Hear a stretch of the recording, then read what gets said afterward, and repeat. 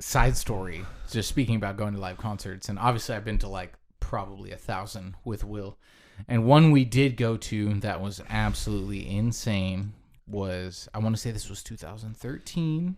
Maybe it was the Drake Nothing Was the Same tour. Was that the one at Arco? Yeah, baby. Arco That was a really good one. It was Drake, and Will had a connection to Jamilo, who was Drake's like head TM. His tour manager, and he's also like G-Eazy's manager and stuff. And he had been Wayne's, I think, TM as well. Yeah, that's how we got to start. He was a scene kid who went to school. College radio kid or something, yeah, right? exactly, in Louisiana. This like smaller school in Louisiana, and he just happened to get in with like Wayne's management, and they were like, well, like if you ever want to go out, like, you know, and he ended up being like a tour manager for Wayne, and then got stolen by Drake. So like he's been kind of like Drake's go-to, and he went to school. Like one of the other guys who went to that school was G-Eazy, and he ended up making friends with him, and then and they straight crushed it, and they still are to this day. Obviously, I mean, they're living the life, you know.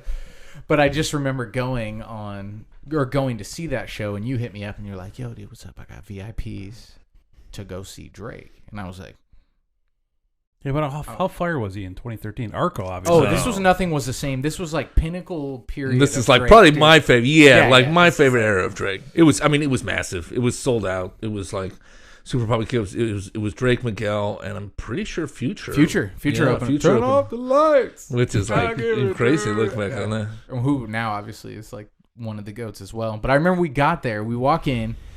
And the VIP section was so fucking rad, dude. It was just like these badass couches, and the couches had the subs under them, and they had built the subs under the VIP section.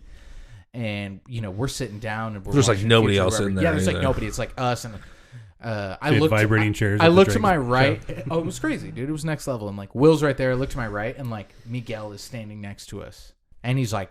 He just got off. He's like sweaty and he's tiny. Yeah, he was so much smaller than I thought. You know, he's like a little watching guy an arena. sure. I was like, holy shit!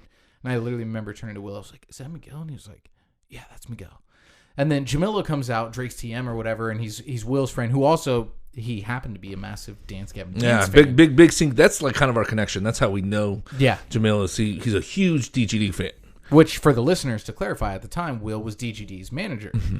So it was like that relationship had come in. And I remember you brought a care package of like CDs, DGD merch and whatever else. Anything that we had sitting around back in the day when we had the office, we had like our whole like wall of like promo material, essentially, right? You're just like, here, let me just stuff this for I brought you some stuff. Yeah, exactly. And it's like, all right, come on back. Yeah, and I remember Jamilo took you like to the back to the VIP, and you came back out and you had 2 red Solo cups, and they were fucking full of Jack Daniel's whiskey. Ciroc. Or Ciroc. Something. It was the OVO lounge. We go back to the OVO lounge, and it's me by myself, which is weird. I'm like, which is okay, like he's like, help you. Yeah, this is like Drake's private car, but like as you would learn, you know, with any of this stuff, Drake ain't fucking hanging out at the goddamn arena, you know. Like he pulls up 5 minutes before he goes on. Exactly, right before he goes, and then leaves like right away. He ain't like chilling.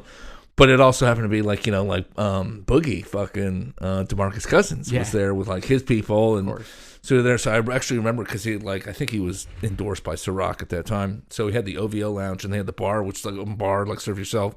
And it was like every fucking flavor of Ciroc imaginable. And Jamil was like, yeah, let's make yourself a couple drinks. You can take one out to your friends, you know, whatever. I'm like, all right, cool.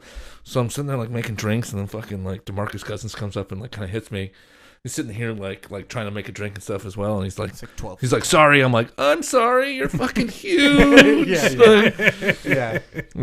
So that was a trip. Yeah, we ended up getting like super litty that night. That was a fun night. It was crazy. I just remember you stumbling out of the back, and you weren't back there for that long. It was maybe like 20, 30 minutes, and I'm already just in the VIP, you know, just like living life. Mm-hmm. I'm like, whoa, this is so sick.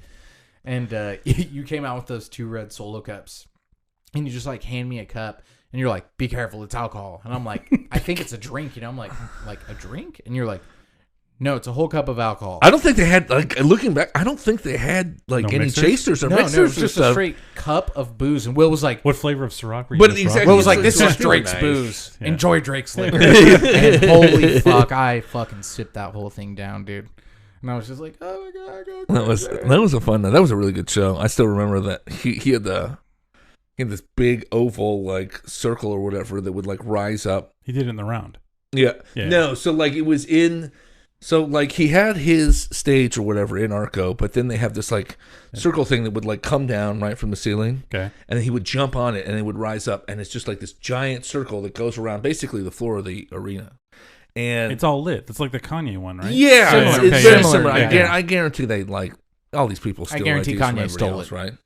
No, because Kanye did it after. Yeah, Kanye stole it because Drake did that. Kanye 2013. did it Kanye was in like 2017 or 2018. Was Nickelback did that too. Like Nickelback did that on one of the shows I saw where they had like a rising stage and they kind of look over on everybody.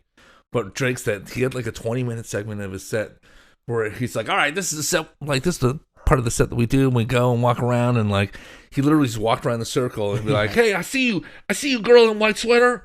And like, I see you, dude, with girl over there. And which was cool because it seemed authentic. He really did that. He was like walking around. He was like, "I see you, girl. I see you, mama." He's definitely making it like, because these tickets aren't cheap. So he's definitely like making it worth their while. Oh, and I'm shit. sure Like these people are just stoked.